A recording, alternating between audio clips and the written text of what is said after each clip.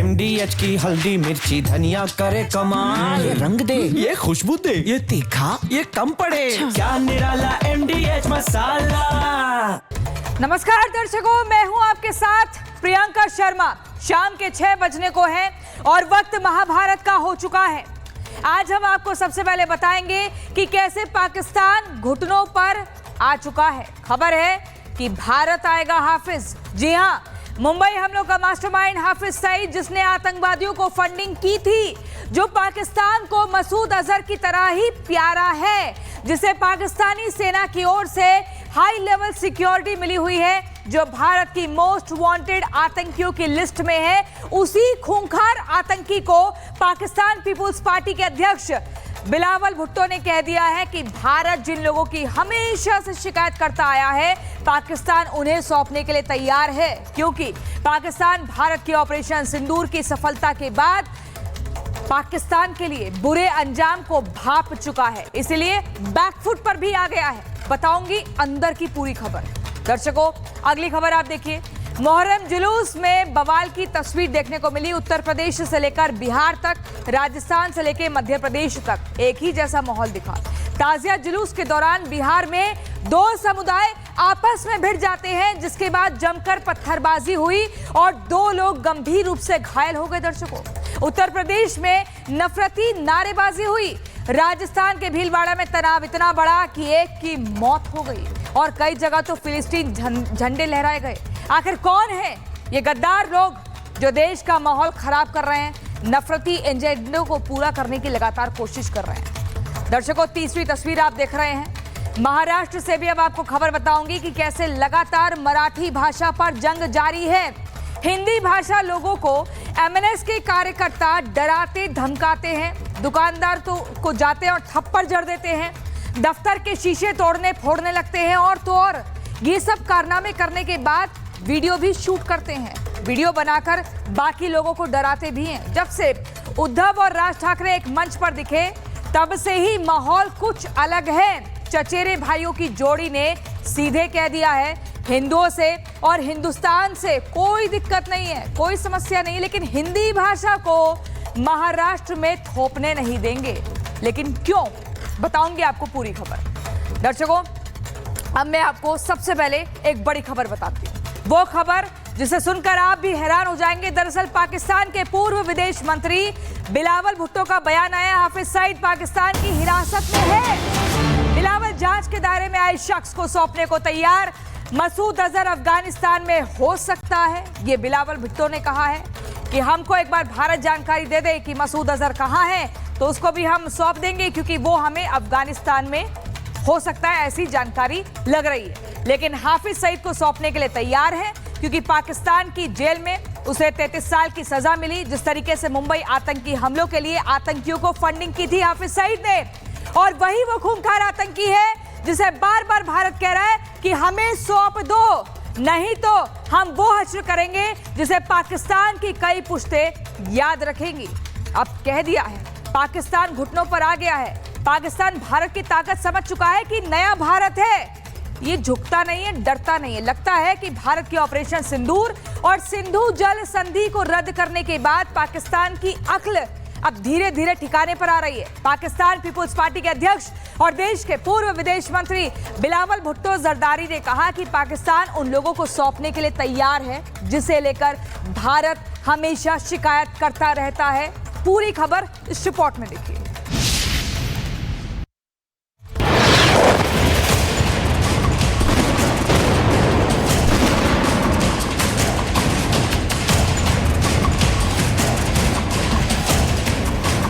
Operation सिंदूर से बंधी पाकिस्तान की गिग्गी, लाइन पर आ गए पाकिस्तान के नेता। भारत के ऑपरेशन सिंदूर और सिंधु जल संधि को रद्द करने के बाद पाकिस्तान की अक्ल धीरे धीरे ठिकाने पर आ रही है। पाकिस्तान पीपुल्स पार्टी के अध्यक्ष और पूर्व विदेश मंत्री बिलावल भुट्टो जरदारी ने कहा कि पाकिस्तान उन लोगों को सौंपने के लिए तैयार है जिसे लेकर भारत हमेशा शिकायत करता रहता है। आपको बता दें, बिलावल भुट्टो ने कहा, जहां तक हाफिज सईद और मसूद अजहर का सवाल है, यह तथ्यात्मक रूप से गलत है कि हाफिज सईद आज़ाद वह पाकिस्तानी हिरासत में है। जहां तक मसूद अजहर का सवाल है, हम उसकी पहचान और गिरफ्तारी नहीं कर पाए हैं। अफगान जिहाद को देखते हुए हमें लगता है कि वह शायद अफगानिस्तान में हो सकता है। अगर भारत सरकार हमें जानकारी दे कि अजहर पाकिस्तान में है तो हम उसे गिरफ्तार करने को तैयार हैं, लेकिन भारत ऐसा नहीं कर रहा। आतंकवाद एक ऐसा मुद्दा है जिस पर भारत और पाकिस्तान को साथ बैठकर बात करनी चाहिए। अगर भारत इस प्रक्रिया में सहयोग करता है तो पाकिस्तान को किसी भी जांच के दायरे में आए व्यक्ति को सौंपने में आपत्ति नहीं होगी। बिलावल जो बातें और दावे कर रहे हैं उन पर भरोसा करना नामुमकिन ही है, क्योंकि हाफिज सईद हो या मसूद अजहर या दूसरे आतंकी, ये सब पाकिस्तान को बहुत ज्यादा प्यारे हैं। मसूद अजहर की बात करें तो वो जैश ए मोहम्मद का सरगना है, भारत के मोस्ट वांटेड आतंकी में शामिल है। आपको बता दें कि मुंबई हमलों के मास्टरमाइंड हाफिज सईद को आतंकवाद की फंडिंग के आरोप में पाक की जेल में 33 साल की सजा मिली है। मगर सच्चाई ये है कि पाकिस्तानी सेना की ओर से हाफिज सईद को कड़ी सुरक्षा मिली है। वे अपने नापाक मंसूबों को अंजाम देने का प्रयास करता रहता है, लेकिन अब पाकिस्तान फिर से घुटनों पर आ गया है। पाकिस्तान को डर सता रहा है, अगर मोस्ट वांटेड आतंकी को भारत को नहीं सौंपा तो अंजाम बुरा होगा, क्योंकि भारत ने हर मौके पर कहा कि आतंक और आतंक के आकाओं को ढूंढकर खत्म कर देंगे। आज आतंकियों के आकाओं को पता है कि भारत को नुकसान पहुंचाया तो भारत उन्हें छोड़ेगा नहीं। भारत की चेतावनी और पाकिस्तान के नेता के बयान से ये तो साफ हो गया है कि पाकिस्तान अब पूरी तरह से बैकफुट पर पहुंच गया है और उसे डर है कि अगर भारत के मोस्ट वांटेड आतंकी को भारत को नहीं सौंपा गया तो ये पाकिस्तान के लिए बहुत ही हानिकारक होगा। भारत लंबे समय से हाफिज सईद और मसूद अजहर को सौंपने की मांग करता रहा है। पाकिस्तान तमाम सबूतों के होने के बावजूद इनके बारे में अनजान होने का दिखावा करता। Bureau report, Republic. दर्शकों, अगली खबर में आपको बता दूं, आज पूरे देश भर में मोहर्रम मनाया जा रहा है। शिया समुदाय के लोग इमाम हुसैन की याद में ताज़िये का जुलूस निकाल रहे हैं, लेकिन मोहर्रम पर तकरार होता है, शहर शहर में बवाल होता है। उत्तर प्रदेश से लेकर बिहार तक, मध्य प्रदेश से लेकर राजस्थान तक एक ही तस्वीर देखने को मिली कि दो समुदाय आपस में भिड़ जाते हैं। राजस्थान के भीलवाड़ा में एक शख्स की मौत की जानकारी मिलती है, तो वहीं बिहार में दो लोग गंभीर रूप से जख्मी हो जाते हैं। पत्थरबाजी होती है और तो और फिलिस्तीनी झंडे भी लहराए जाते हैं। सवाल बड़ा ये है कि आखिर कौन है भारत देश में ये गद्दार जिन्हें भारत के झंडे से ज्यादा फिलिस्तीन का झंडा प्यारा है। पूरी खबर इस रिपोर्ट में।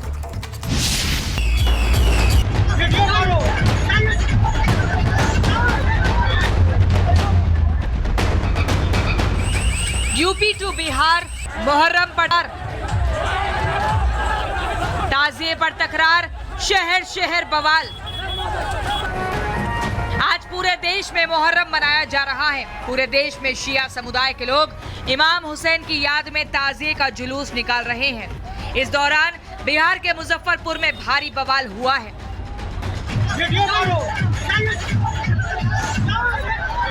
मुजफ्फरपुर के बरियारपुर थाना क्षेत्र के गौरीहार में मुहर्रम जुलूस के दौरान दो समुदाय आपस में भिड़ गए। जमकर पत्थरबाजी हुई। बीच बाजार में पत्थरबाजी होते ही बाजार में अफरा तफरी फैल। बवाल की खबर मिलते ही मुजफ्फरपुर के एसएसपी समेत सीनियर पुलिस अधिकारी मौके पर पहुंच गए। कई थानों की पुलिस बुला ली गई और पूरे इलाके को छावनी में तब्दील कर दिया गया। फिलहाल पूरे इलाके में पुलिस तैनात है। जहाँ जुलूस निकली हुई थी उसमें चौक पर तारुन ने रखे ना दो पक्षों के बीच थोड़ी बहुत झड़प हुई है, जिसमें दोनों तरफ से दो व्यक्तियों को हल्के जख्म सूचना है। आगे के लोग कार्रवाई कर रहे हैं। 7-8 आदमी को हम लोग मुकदमा कार्रवाई के तहत पूछताछ के लिए। इस बवाल में 2 लोगों को चोट भी आई है, जिन्हें इलाज के लिए अस्पताल में भर्ती करवाया गया है।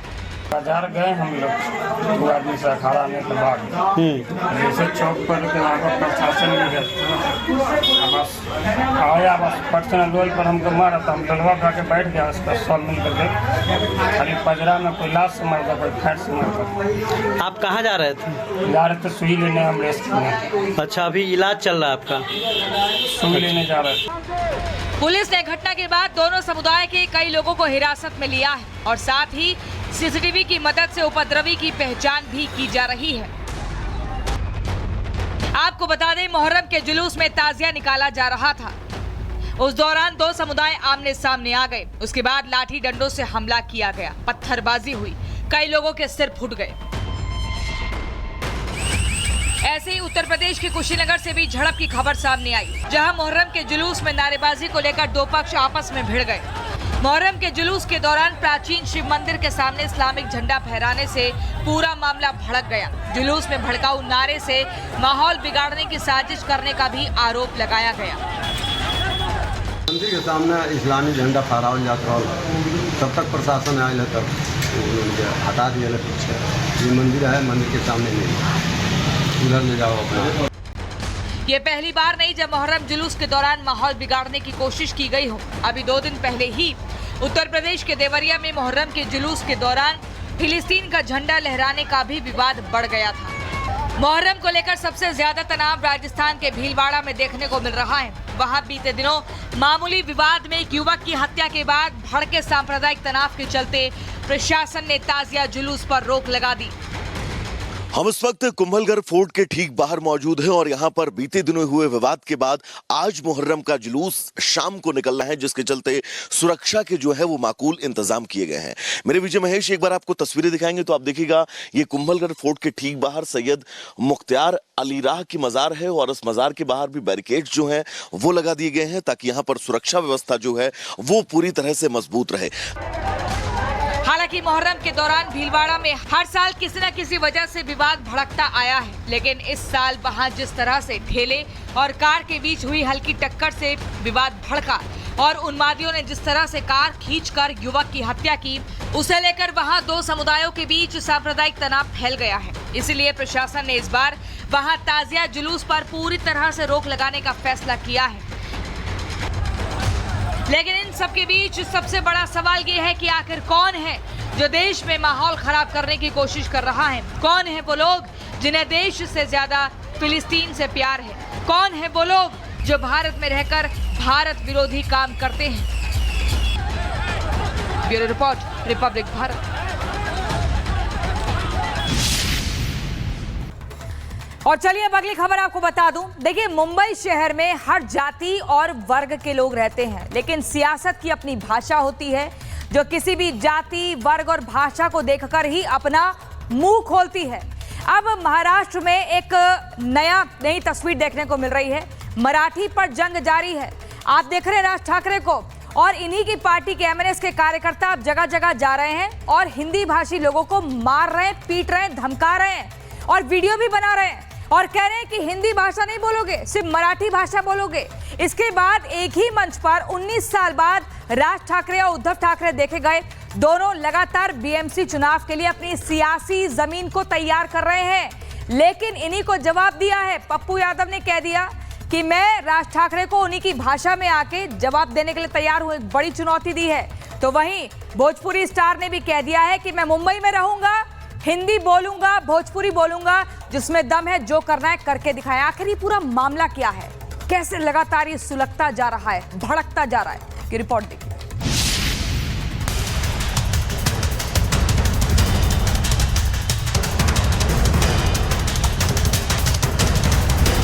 और किसी में दम है तो हमको महाराष्ट्र से निकाल के दिखाए। मैं नहीं बोलता हूँ मराठी, मुझे निकाल के दिखाओ। हिंदू विरोधी बोली बन रही नई टोली।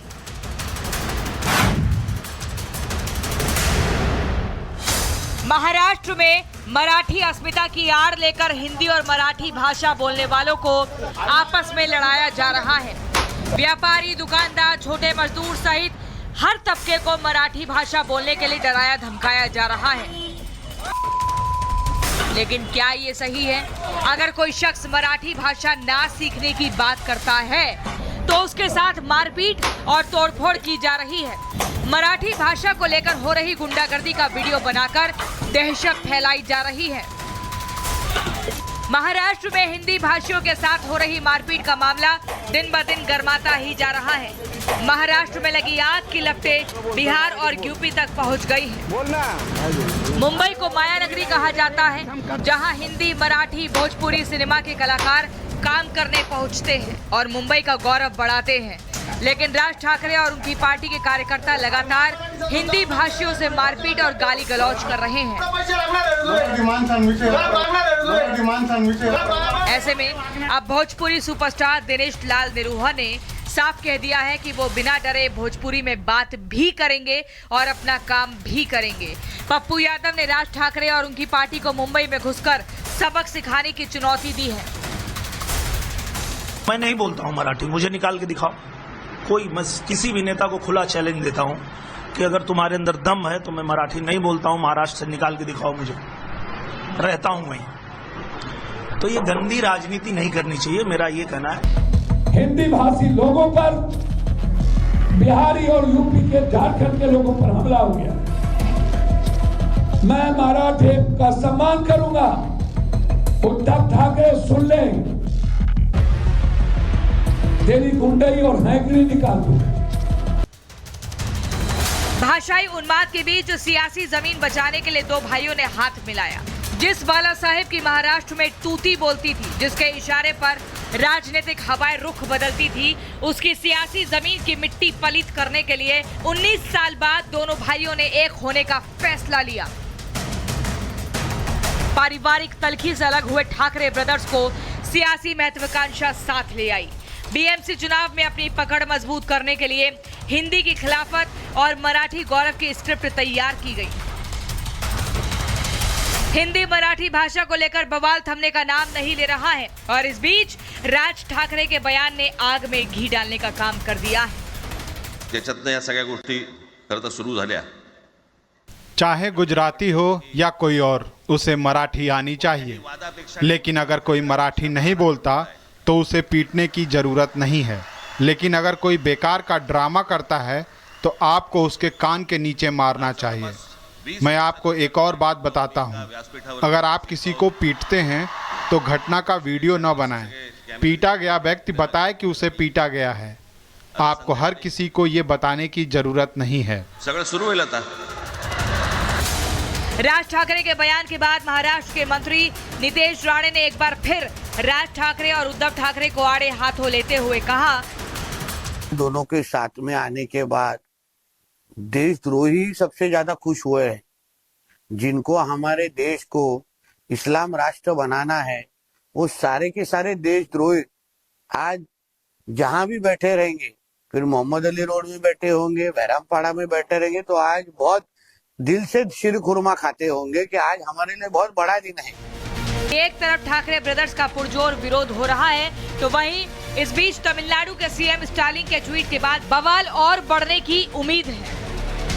दरअसल तमिलनाडु के सीएम स्टालिन ने कहा कि मुंबई में आज भाई उद्धव ठाकरे के नेतृत्व में हिंदी थोपने के खिलाफ हुई विजय रैली में जोशीले भाषणों ने हमें बेहद उत्साहित किया है। साथ ही कहा कि हम भाषाई भेदभाव, तमिल भाषा की उपेक्षा और किलाड़ी जैसी सभ्यताओं को नजरअंदाज करने वाला व्यवहार और अधिक सहन नहीं करेंगे।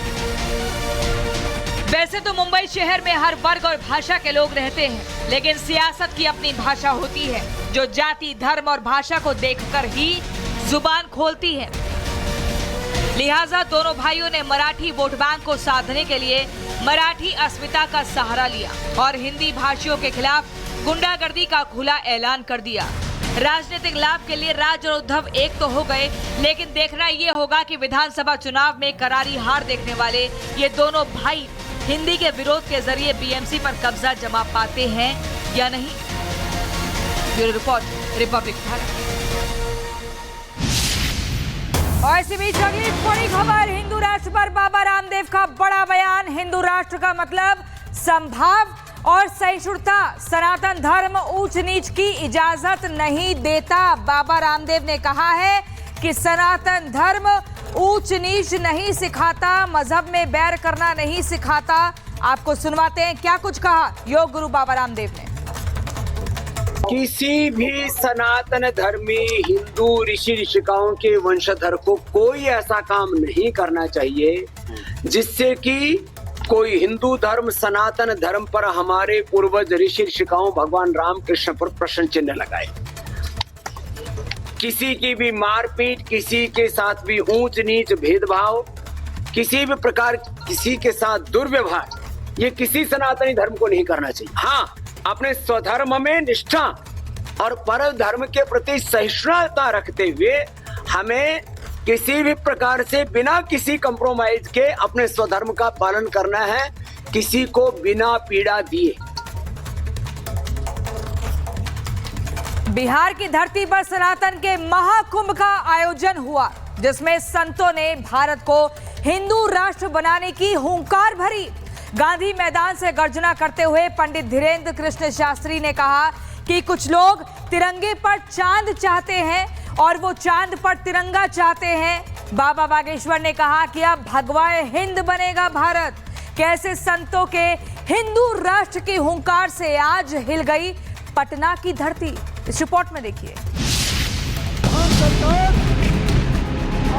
हमारे बिहार के प्रिय पागलों की जय राम, जय जय राम। बिहार की धरती से सनातनी उद्घोष हुआ है। हम सब हिंदू, हम सब हिंदू। पटना का ऐतिहासिक गांधी मैदान आज सनातन धर्म की आस्था, अध्यात्म और परंपरा का जीवंत प्रतीक बन गया है। गांधी मैदान में यहाँ देश भर से आए संत, महात्मा, महामंडलेश्वर और जगत गुरुओं ने सनातन महाकुंभ 2025 में भाग लिया और भारत को हिंदू राष्ट्र घोषित करने की मांग की। और दिल्ली से वृंदावन तक की पदयात्रा कर रहे हम 7 नवंबर से 16 नवंबर। कौन कौन चलेगा हमारे साथ? हिंदू राष्ट्र बनना चाहिए या नहीं? तो हिंदू राष्ट्र बनाने के लिए हम पदयात्रा करने वाले हैं। सब लोग चलना। भगवान परशुराम के जन्मोत्सव पर आयोजित किए सनातन महाकुंभ में बागेश्वर धाम के पीठाधीश्वर पंडित धीरेन्द्र शास्त्री ने कहा कि हमें भरोसा है कि अगर भारत हिंदू राष्ट्र बनेगा तो पहला राज्य बिहार ही होगा। बाबा बागेश्वर ने सनातन की महिला का बखान करते हुए कहा कि हम भाग्यशाली हैं कि पहला हमें तन मिला, दूसरा हमें भारत राष्ट्र मिला और तीसरा सनातन धर्म मिला। लड़ाई चल रही और हम सब सौभाग्यशाली हैं कि पहला सौभाग्य तो भारत मनुष्य तन मिला, दूसरा सौभाग्य भारत जैसा वतन मिला और तीसरा सौभाग्य सनातन धर्म मिला। बाबा बागेश्वर ने जातिवाद का जहर घोलने वालों से भी लोगों को सावधान रहने की नसीहत दी। उन्होंने कहा कि देश को जात पात में नहीं, राष्ट्रवाद के लिए लड़ना है। यदि राष्ट्रवाद के लिए नहीं जियोगे तो इस देश को बहुत सी ताकतें गजवाए हिंद बनाना चाहती हैं और बिहार के पागलों, हमारा एक ही सपना है, भगवाए हिंद होना चाहिए। हम किसी मजहब के विरोधी नहीं हैं, न हमें मुसलमानों से दिक्कत है, न हमें ईसाइयों से दिक्कत है। हमें तो हिंदुओं में रहने वाले उन हिंदुओं से दिक्कत है जो जातियों के नाम पर हिंदुओं को लड़ाते हैं। वहीं पटना की धरती से जगत गुरु रामभद्राचार्य ने भी भारत को हिंदू राष्ट्र घोषित करने की मांग की। हमें हिंदुओं की संख्या बढ़ानी है। हिंदू बढ़ जाएगा, अपने आप यह देश हिंदू राष्ट्र हो जाएगा। जब पाकिस्तान मुस्लिम राष्ट्र हो सकता है, जब अमेरिका क्रिश्चियन राष्ट्र हो सकता है, तो हिंदू बहुल यह देश हिंदू राष्ट्र क्यों नहीं हो सकता? जगत गुरु ने कहा कि सनातन संकल्प का नाम है। जो यहाँ वंदे भारत कहेगा वही इस धरती पर राज करेगा। रामभद्राचार्य ने पटना की धरती से नफरतियों को भी सख्त संदेश दिया। सनातन धर्म को जो बांटना चाहेगा, मेरी भविष्यवाणी है, वो स्वयं ही बट जाएगा। जो काटना चाहेगा स्वयं कट जाएगा। सनातन धर्म को जो छांटना चाहेगा स्वयं छंट जाएगा। वक्फ बोर्ड अब नहीं हटेगा। ट्रिपल तलाक अब नहीं हटेगा। कश्मीर से 370 की धारा नहीं हटेगी। हम सभी हिंदुत्व के पथ पर चलेंगे। कुल मिलाकर रविवार का दिन पूरा बिहार साधु संतों की सनातन ध्वनि से गूंजता रहा। बिहार की जनता ने धर्म गुरुओं को पूरा सम्मान दिया और गांधी मैदान से उठी सनातनी प्रतिध्वनि संतों का जोश बढ़ाती रही। Bureau report, Republic Bharat. हम सब देखिए, कांवड़ यात्रा से पहले पहचान विवाद पर घमासान जारी है। हिंदू संगठन के लोग जगह जगह जो कांवड़ रूट में ढाबे हैं वहां पर चेकिंग कर रहे हैं और पहचान छुपाने वालों को उजागर कर रहे हैं, जो अपनी दुकान तो चला रहे हैं लेकिन असली पहचान छिपा रहे हैं। अब इसमें एक नया और एंगल आ गया है, नया मोड़ ये आ गया है। दो तस्वीरें आप देख रहे हैं। एक तरफ तो है यशवीर महाराज, जो कि लगातार हिंदुओं की तरफ से अगुवाई ये कर रहे हैं कि भाई पहचान बताओ, पहचान मत छिपाओ। लेकिन वहीं पर मौलाना साजिद रशीदी ये कह रहे हैं कि एक तुगलकी फरमान जारी हो गया है कि मीट की दुकान बंद होनी चाहिए उस रूट पर, कांवड़ रूट पर। ऐसे में क्यों? या तो अगर आप दुकान बंद करवा रहे हो तो 5,000 रुपया रोज का दो, और नहीं तो फिर इस तुगलकी फरमान को वापस लो। अब इस पर भी जबरदस्त तरीके से घमासान छिड़ गया है। आखिर क्यों? देखिए रिपोर्ट।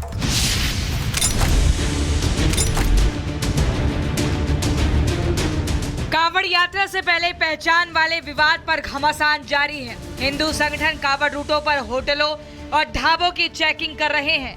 नाम बदलकर दुकान चलाने वालों पर एक्शन की मांग कर रहे हैं। कांवड़ यात्रा के दौरान कोई दिक्कत ना हो, लिहाजा पुलिस प्रशासन भी पूरी सतर्कता बरत रहा है। लेकिन इस बीच कांवड़ यात्रा से पहले नया मुद्दा उठ गया है। ये विवाद है सावन के महीने में ले जाने वाले कांवड़ पर। कांवड़ मार्ग पर नाम और पहचान अभियान चलाने वाले हिंदुओं को भगवान की तस्वीर बांटने वाले स्वामी यशवीर महाराज क्या कह रहे हैं, सुनिए। जो थूक मूत्र करने वाला जिहादी गैंग है, वही उस गैंग के भाई हरिद्वार में 90% कांवड़ बनाते हैं। और जिन लोगों के खान पान भी शुद्ध नहीं है, ऐसे अशुद्ध खान पान वालों के अशुद्ध हाथों से यदि कांवड़ बन रही है तो कांवड़ तो पहले ही वो खंडित हो गई।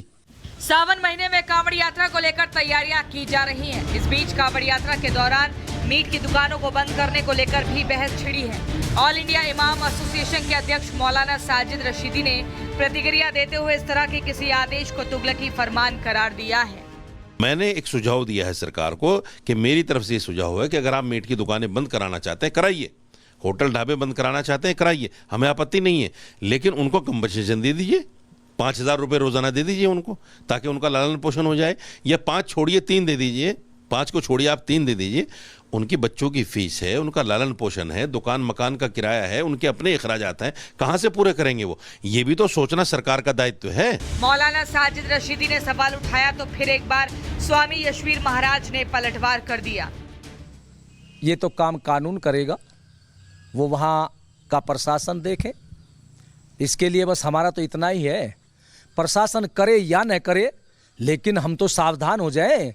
भाई मान लिया कोई हिंसक कहीं जानवर हो, उसको कैद करना या वहाँ से हटाना, ये तो वन विभाग का प्रशासन का कार्य है। लेकिन हम तो सावधान हो जाएगा, हम उधर को जाएंगे नहीं।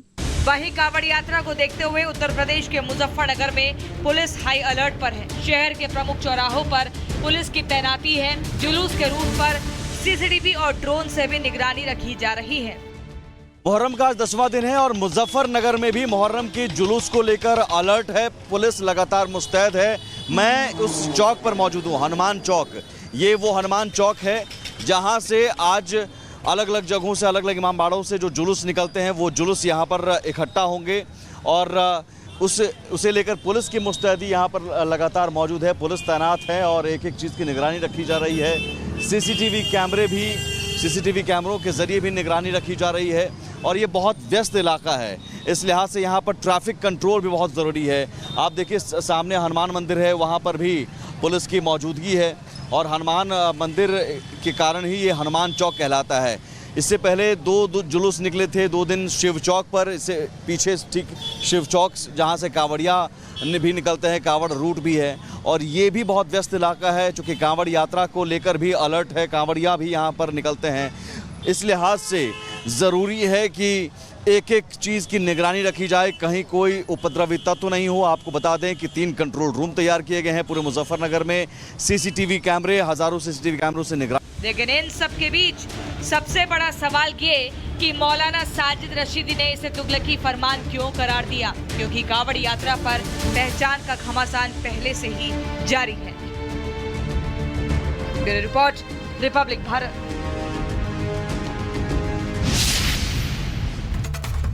और चलिए अब अगली खबर आपको मौसम से जुड़ी बताते हैं। शहर शहर बरस रही है आफत, लगातार मुसीबत का सबब बन रही है।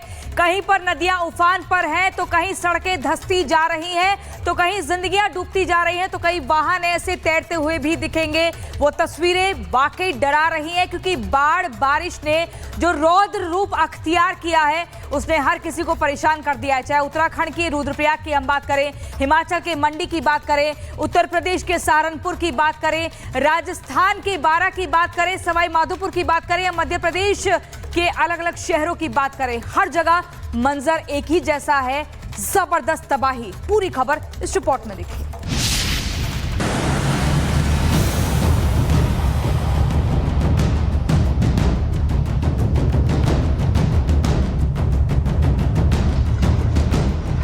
बाढ़ बारिश का कहर, पहाड़ों से मैदान तक सैलाब, कई राज्यों में बिगड़े हालात, मॉनसून का रौद्र रूप, शहर शहर तबाही की बारिश, नदियां उफान पर, सड़कें गायब, जिंदगियां पानी में डूबी, बाढ़ का पानी, डूबे हुए रास्ते, सैलाब में बहती गाड़ियां, तेज बहाव में फंसे लोग।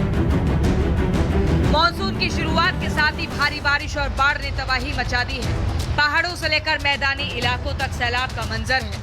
हिमाचल प्रदेश में लगातार भारी बारिश हो रही है और मौसम विभाग ने ऑरेंज अलर्ट जारी किया है। उत्तराखंड, उत्तर प्रदेश, राजस्थान और मध्य प्रदेश भी बाढ़ और बारिश की चपेट में है। जगह जगह इस आफत की बारिश से नदियां उफान पर, सड़कें डूबी हैं और जिंदगी थम सी गई है। पहले तस्वीर देखिए उत्तराखंड के रुद्रप्रयाग की। रुद्रप्रयाग में अलकनंदा नदी ने रौद्र रूप लिया है। देखिए कैसे नदी का पानी शिव मूर्ति तक पहुंच गया। अब सिर्फ ऊपरी हिस्सा दिखाई दे रहा है। अलकनंदा नदी खतरे के निशान को पार कर चुकी है। नदी किनारे के सभी घाट और रास्ते भी पानी में डूब गए हैं, जिसका असर आवागमन पर भी पड़ा है। अलकनंदा नदी के रौद्र रूप को देखते हुए प्रशासन ने अलर्ट जारी कर दिया है और घाट के पास लोगों के जाने पर रोक लगा दी गई है। ये तस्वीर मंडी के थुनाग बाजार की है, जहां हाल ही में बादल फटने से भारी तबाही हुई है। घरों को नुकसान पहुंचा है, कई सड़कें पानी में बह गई हैं, जिसके बाद अब यहां कनेक्टिविटी ना के बराबर है। इस त्रासदी में थुनाग बाजार पूरी तरह से तबाह हो गया है। कुदरत के कहर को इन तस्वीरों में साफ देखा जा सकता है। थुनाग बाजार की लगभग सभी दुकानों में मलबा घुसा हुआ है। बड़े बड़े पेड़ और पत्थर बाढ़ के साथ बहकर बाजार में पहुंच गए हैं। थुनाग में बाढ़ से 40 घरों को नुकसान पहुंचा है। वहीं कई गौशालाएं और वाहन भी इसकी चपेट में आए हैं। स्थानीय लोगों के मुताबिक बादल फटने के बाद यहां पर मौजूद इमारतों की 2-2 मंजिल में पानी में डूब चुकी है। कई घरों के नीचे जमीन खिसक गई है, जिसके बाद इन घरों के गिरने का खतरा मंडराने लगा है। पहाड़ों से मैदान की तरफ आए तो उत्तर प्रदेश के सहारनपुर की ये तस्वीर देखिए, कैसे नदी में बाइक सवार बह रहा है, जिसे ग्रामीण बचाते नजर आ रहे हैं। लोगों की सूझबूझ से बाइक सवार की बाल बाल जान बची है। वहीं बात करें राजस्थान के बारा की, तो यहाँ बारिश इतनी ज्यादा हुई कि यहाँ हाईवे ही बह गया। देखिए कैमरे में बहता हाईवे, टूटती पुलिया दिख रही है। राजस्थान के बारा में बारिश आफत का सबब साबित हो रही है। भैंसासुर नदी उफान पर है और किसानों की फसलें डूब रही हैं और ग्रामीणों को आवाजाही के लिए बड़ी मुश्किलों का सामना करना पड़ रहा है। साथ ही अगर समय रहते पुलिया की मरम्मत नहीं हुई तो कभी भी बड़ा हादसा हो सकता है। दूसरी ओर सवाई माधोपुर में भी मूसलाधार बारिश से जलभराव की गंभीर समस्या पैदा हो गई है। चारों तरफ हाहाकार मच गया है। शहर के हर ओर पानी ही पानी नजर आ रहा है। यूपी राजस्थान के बाद मध्य प्रदेश में बारिश का तांडव देखिए। कहीं पुलिया टूटी पड़ी है तो कहीं सारी पक्की सड़कें बहती नजर आ रही हैं। मानो पानी में जिंदगी कैद हो गई हो। पहली तस्वीर नरसिंहपुर से। बारिश से नरसिंहपुर में स्टेट हाईवे 22 की पुलिया धंस गई, जिससे करेली गाडरवारा रोड बंद हो गई। जबलपुर नरसिंहपुर मार्ग पर तूफानी बारिश में पेड़ गिर गया, रास्ता कई घंटों के लिए ठप पड़ गया। दूसरी तस्वीर पन्ना से, जहां तेज बहाव में एक ई रिक्शा बह गया, हालांकि उसमें सवार सभी लोग सुरक्षित बच गए। रिपोर्ट के अनुसार मॉनसून का रूप शहर शहर तबाही की बारिश, नदियां उफान पर, सड़कें गायब, जिंदगी पानी में डूबी। कई राज्यों में बाढ़ और बारिश के चलते हालात और ज्यादा खराब होने की चेतावनी जारी की गई है। Bureau report, Republic Bharat.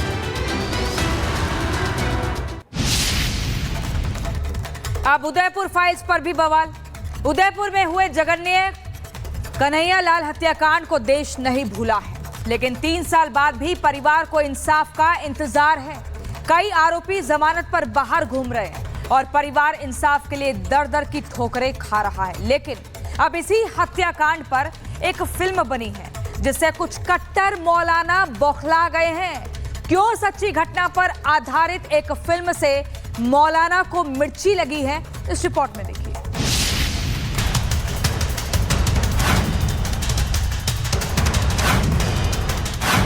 Udaipur में हुई कन्हैया लाल की हत्या देश में हुई अब तक की सबसे खौफनाक हत्याकांड में से एक है। इस्लाम के नाम पर नफरत से भरे 2 हत्यारों ने जिस तरह से कन्हैया लाल की गला रेत कर हत्या की, वो तस्वीरें आज भी कन्हैया लाल के परिवार को सोने नहीं देती। परिवार आज भी इंसाफ का इंतजार कर रहा है। इस फिल्म के माध्यम से हम देश को, सरकार को यही संदेश देना चाहते हैं कि 3 साल हो गए उस केस को। अभी तक इस केस में न तो फास्ट ट्रैक कोर्ट बैठा, न हमारी कोई सुनवाई हुई। हमें कब न्याय मिलेगा ये हमें नहीं पता चला। तो हम फिल्म के ज़रिए से पूरे देश को दिखाना चाहते हैं कि इतना बड़ा केस होने के बावजूद, सब कुछ क्लियर होने के बावजूद भी अभी तक उन अपराधियों को सज़ा नहीं मिली। और मैं चाहूँगा कि देश में हर इंसान जो इस मूवी को देखे वो हमारे परिवार के दर्द को समझे। वैसे तो कन्हैया लाल हत्याकांड में कोई ऐसी अनसुलझी कड़ी नहीं है जिस पर सस्पेंस हो। इस हत्याकांड में शामिल तमाम किरदारों के चेहरे और हत्या के मकसद से पर्दा उठ चुका है। बावजूद इसके कानूनी पेचीदगियों में फंसे कन्हैया लाल के परिवार को अब भी इंसाफ का इंतजार है। लेकिन साल 2022 का ये सबसे चर्चित हत्याकांड एक बार फिर सुर्खियों में आ गया है और इसकी वजह है कन्हैया लाल मर्डर केस पर आधारित फिल्म उदयपुर फाइल्स और इस पर एक मौलाना की जताई गई आपत्ति। कन्हैया लाल मर्डर केस फिर चर्चा में है। उदयपुर फाइल्स पर मौलाना भड़के हुए हैं। जमीयत ने फिल्म को बैन करने की मांग कर दी है, जिसके बाद मौलाना ने हाईकोर्ट का दरवाजा भी खटखटाया है। जिस हत्याकांड को लेकर पूरा देश आक्रोशित हुआ, जिस हत्याकांड ने पूरे देश को झकझोर दिया, उस हत्याकांड की निंदा जमीयत उलेमा के किसी भी मौलाना ने नहीं की। लेकिन अब जबकि इस हत्याकांड पर आधारित एक फिल्म बनकर रिलीज होने को तैयार है, तो जमीयत उलेमा के मौलाना अरशद मदनी को मिर्ची लग गई है। वो फिल्म को समाज में नफरत फैलाने वाला बताकर इस पर प्रतिबंध लगाने की मांग कर रहे हैं।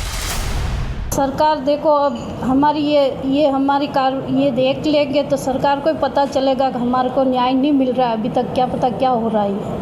कि फिल्म को देखने के बाद तो जनता को भी थोड़ा कहीं होगा कि उनको न्याय मिलना जरूरी है कि इनके साथ गलती हुआ है। कन्हैया लाल का परिवार फिल्म उदयपुर फाइल्स को अपने परिवार की आपबीती बता रहा है। फिल्म के निर्माता निर्देशक फिल्म को जनता को जागरूक करने वाला करार दे रहे हैं, लेकिन जमीयत उलेमा के मौलाना अरशद इसे मुस्लिम समाज के प्रति साजिश करार दे रहे हैं। सवाल है, जिस मौलाना के पास कन्हैया लाल के परिवार के प्रति संवेदना के एक शब्द नहीं है, जिस जघन्य हत्याकांड की निंदा करने में मौलाना की जुबान को लकवा मार गया, उस मौलाना को विभत्स कन्हैया लाल मर्डर केस पर बनी फिल्म से डर क्यों लग रहा है? Bureau report, Republic Bharat. और अब अगली खबर आपको बता दूं, ऑपरेशन लंगड़ा एक्शन तगड़ा। उत्तर प्रदेश में यूपी पुलिस का कहर गुंडे माफियाओं पर कहर बनकर टूट रहा है। ऑपरेशन लंगड़ा पूरे प्रदेश में चल रहा है और वीकेंड पर एक बार फिर से योगी फोर्स ने बदमाशों को सबक सिखाया और अपराध के उठते फनों को कुचल डाला है, क्योंकि उत्तर प्रदेश में योगी का वचन ही शासन है। जो योगी कहते हैं वो करके दिखाते हैं, वो नजीर बनती है। अपराधियों का कैसे खात्मा करना है ये उन्होंने एक बढ़िया सा मॉडल तैयार करके बता दिया है, जिसको अब हरियाणा ने भी अपना लिया है और वहां पर भी कुछ ऐसे ही अपराधियों का इलाज किया जा रहा है। पूरी खबर इस रिपोर्ट में देखिए।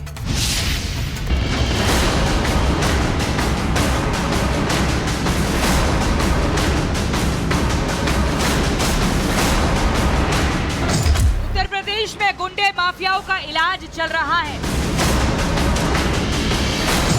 अपराधियों और उनके अपराध का हिसाब हो रहा है। पुलिस की बुलेट चल रही है और अपराधियों को टारगेट कर रही है। इस बदमाश को ही देख लीजिए, इसकी ये हालत यूपी पुलिस के एनकाउंटर में हुई है। ये दोनों ही 18 तारीख को हुई लिंक थाना क्षेत्र में हत्या के मामले में फरार चल रहे थे, जिनकी तलाश में पुलिस लगी हुई थी। पुलिस ने तो इन्हें पहले ही पकड़ लिया था, लेकिन जब पुलिस इनकी निशानदेही पर हत्या के बाद भागने में इस्तेमाल बाइक को बरामद करने पहुंची तो एक बदमाश ने रिवॉल्वर छीनकर पुलिस पर ही फायरिंग कर दी। पुलिस ने भी जवाबी कार्रवाई की और एनकाउंटर में दोनों ही बदमाश घायल हो गए।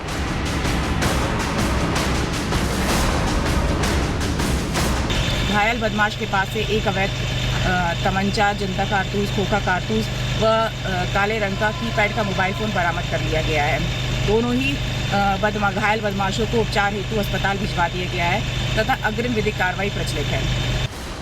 गाजियाबाद से सटे नोएडा में भी पुलिस का ऑपरेशन लंगड़ा देखने को मिला, जहां पुलिस ने बावरिया गैंग के एक आरोपी को गिरफ्तार किया है। एरोली शिवा उर्फ लखविंदर बावरिया, जिस पर दिल्ली, एनसीआर, हरियाणा, राजस्थान में कई केस दर्ज हैं, जो इसके आपराधिक इतिहास की कहानी बयां कर रहे हैं। उसी एरोली शिवा उर्फ लखविंदर बावरिया को पुलिस ने एनकाउंटर में धर दबोचा है, जिसके बाद से लखविंदर बावरिया को चलने के लिए भी कंधे की जरूरत पड़ रही है। जब पुलिसकर्मियों ने उस मोटरसाइकिल चालक को रोकने का प्रयास किया तो रुका नहीं, परंतु हवाई फायर करके दूसरी तरफ गाड़ी को भगाने लगा। जब पुलिसकर्मियों ने उसका पीछा किया तो खुद को गिरता देख उसने पुलिस वालों की तरफ जान से मारने के लिए से फायर किया। पुलिस वाले बाल बाल बचे। जब आत्मरक्षा ने पुलिस ने जवाबी फायर किया तो बदमाश के पैर में गोली लगी। तुरंत ही उसको पास अस्पताल में उपचार के लिए भेजा गया। ग्रेटर नोएडा में भी पुलिस और बदमाशों का आमना सामना हुआ, जहां पुलिस ने 2 लुटेरों को पकड़ने में सफलता हासिल की है। एनकाउंटर में दोनों ही बदमाशों के पैर में गोली लगी। पुलिस ने इन्हें ओमैक्स गोल चक्कर के पास से पकड़ा। जहां पुलिस चेकिंग अभियान चला रही थी, पुलिस ने इनके पास लूटी हुई कार समेत लूट का सामान बरामद कर लिया है। बुलंदशहर में भी पुलिस ने ऑपरेशन लंगड़ा चलाकर उन लुटेरों को धर दबोचा, जो वारदात को अंजाम देने के लिए बाइक से जा रहे थे। इस एनकाउंटर में बदमाश अब्दुल उर्फ शारिक के पैर में गोली लगी। वहीं पुलिस का एक्शन देखकर उसके 2 साथी भागने की कोशिश करने लगे, जिन्हें पुलिस ने घेराबंदी करके गिरफ्तार कर लिया। इन सभी पर संगीन धाराओं में कई केस दर्ज हैं। चेकिंग के दौरान जब 2 बाइकों को रुकने का इशारा किया गया तो उनके द्वारा संतपुरा नहर की तरफ भागने का प्रयास किया गया। संतपुरा नहर पे भी जब उन्हें चेकिंग के लिए रोका गया तो संतपुरा नहर की पटरी पे भागने लगे तथा उनके द्वारा पुलिस के ऊपर फायरिंग भी की गई। आत्मरक्षात्मक कार्रवाई में एक बदमाश के पैर में गोली लगी है तथा 2 बदमाशों को साथ में गिरफ्तार किया गया है। कानपुर में भी पुलिस ने सर्राफा व्यापारी से लूट करने वाले बदमाशों का 48 घंटे के भीतर ही बेहतर इलाज कर दिया। इन लुटेरों को पकड़ने के लिए टीम गठित की गई थी। पुलिस ने जब इनकी घेराबंदी की तो इन बदमाशों ने पुलिस पर ही फायरिंग कर दी। पुलिस ने फौरन एक्शन लिया और जवाबी कार्रवाई में दोनों ही बदमाश घायल हो गए। मौके पर एक एक्टिवा, 2 अदद कट्टा और कुछ लूटे हुए सामान जिसमें ज्वेलरी और रुपए हैं वो बरामद हुए हैं। हरियाणा पुलिस भी यूपी पुलिस के नक्शे कदम पर चल पड़ी है। यहाँ पर भी सीआईए टीम ने एनकाउंटर में एक तस्कर को गिरफ्तार किया है, जबकि 4 तस्कर मौका पाकर भागने में कामयाब हो गए। कहा जा रहा है कि ये वही तस्कर है जिसका वीडियो पहले सामने आया था, जहां ये गौवंश को टक्कर मारने के बाद उसे घायल अवस्था में ले जा रहा था। टक्कर मारने वाला तस्कर अब पुलिस गिरफ्त में है, जिसका इलाज अस्पताल में चल रहा है और फरार चल रहे 4 तस्कर भी जल्द गिरफ्त में होंगे। उत्तर प्रदेश में तो सीएम योगी का वचन ही शासन है। ऐसा इसलिए क्योंकि उन्होंने जो कहा वो करके दिखाया और अपराधियों को सबक सिखाने का जो मॉडल यूपी ने अपनाया है, उस मॉडल का असर हरियाणा में भी दिखने लगा है।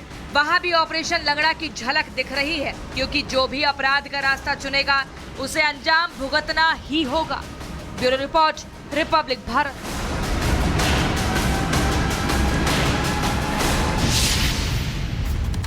अब चलिए आपको पाकिस्तान की सच्चाई दिखाते हैं, अंदरूनी हालात से रूबरू करवाते हैं। पाकिस्तान का हाल देखिए, ये कराची शहर में एक एटीएम मशीन आपको दिख रही होगी, लेकिन जरा गौर से देखिए इस तस्वीर को। यहाँ पर एसी भी दिख रहा होगा जिसे लोहे की जाल में छुपाया गया है ताकि कोई चोरी करके ना ले जाए। यहाँ पर सीसीटीवी कैमरे को भी ऐसे ही छिपाया और बचाया जा रहा है चोरों से। आप देखिए लंबे समय से ही पाकिस्तान की अर्थव्यवस्था आईसीयू में जा चुकी है, वहां पर बुरा हाल हो चुका है। पाकिस्तान कर्ज के तले डूबा हुआ है। आईएमएफ ने कह दिया कि हम कर्ज तो देंगे लेकिन कड़ी शर्तों का पालन करना होगा। ऐसे में यहां पर बुनियादी सुविधाएं देने में भी सरकार नाकाम है। क्या कुछ बुरी स्थिति इन तस्वीरों से जरिए देखा समझा जा सकता है? ये सिर्फ हंसी मजाक के लिए नहीं है, ये समझना होगा कि जो पाकिस्तान की सेना और सरकार शेखी बघाड़ती है, दरअसल उसकी असल सच्चाई क्या है। जहां पर रुपया लगातार गिरता जा रहा है, अर्थव्यवस्था आईसीयू में है और लोगों को बुनियादी सुविधाएं देने में सरकार एकदम नीचे जा चुकी है। एक रिपोर्ट आपको दिखाते हैं।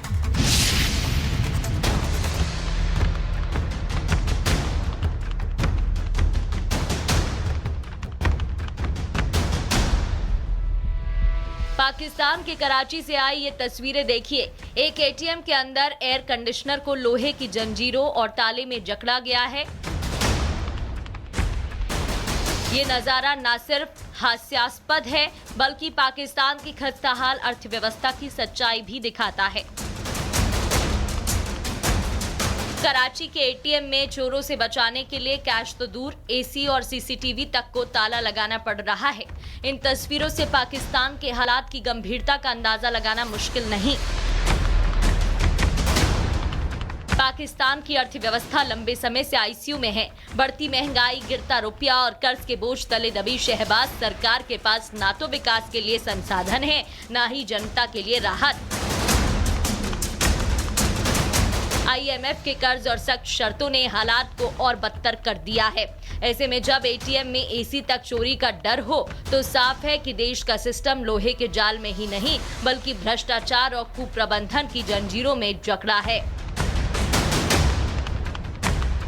वीडियो सिर्फ एक मजाक नहीं बल्कि पाकिस्तान की कड़वी सच्चाई है, जहां बुनियादी सुविधाएं देना सरकार के लिए चुनौती बन चुका है। वहां चोरों से एसी बचाने के लिए ताला लगाना पड़ रहा है।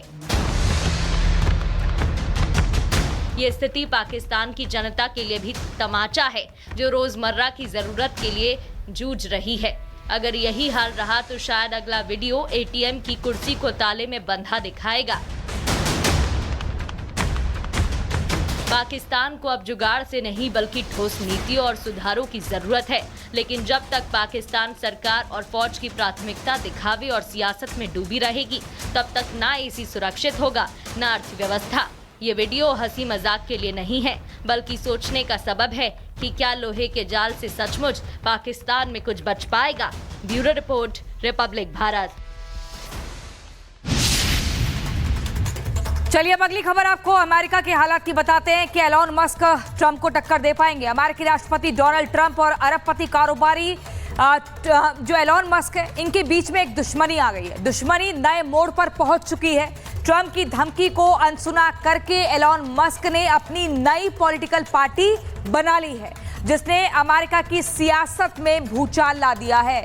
एलॉन मस्क के इस कदम से क्या है ट्रंप की पार्टी को खतरा, एक रिपोर्ट के जरिए आपको समझाते हैं।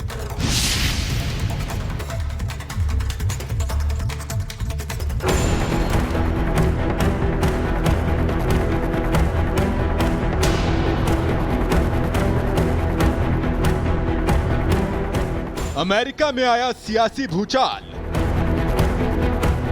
राजनीति के अखाड़े में उतरे मस्क, ट्रंप को चुनौती, मस्क की ट्रंप विरोधी नीति। अमेरिका की राजनीति में अब यह तस्वीर दोबारा नहीं दिखाई देगी। राजनीति भले ही आपदा में अवसर ढूंढ लेती है, लेकिन ये दो दिग्गज अब कभी एक साथ दिखाई नहीं देंगे। अब अमेरिका में ये दो दोस्त सिर्फ रहेंगे कट्टर सियासी दुश्मन।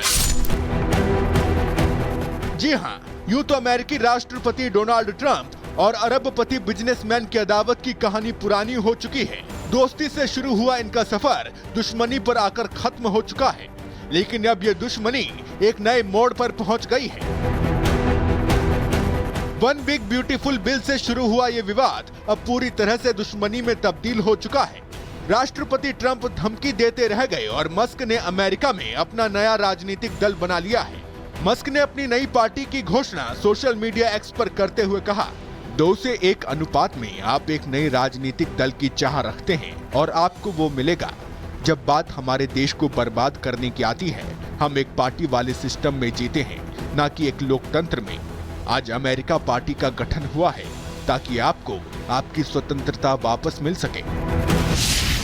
अब देखिए, ट्रंप की पार्टी के नेता ही ट्रंप को चिता चुके हैं कि अगर एलॉन मस्क के साथ ऐसे ही विवाद बढ़ा तो 2026 में रिपब्लिकन पार्टी के लिए बहुमत साबित करना मुसीबत का सबब बन सकता है। इन्हीं खबरों के साथ महाभारत में फिलहाल इतना ही। रुक रहे एक छोटे से ब्रेक के लिए। लगातार खबरों के लिए आप देखते रहिए रिपब्लिक भारत।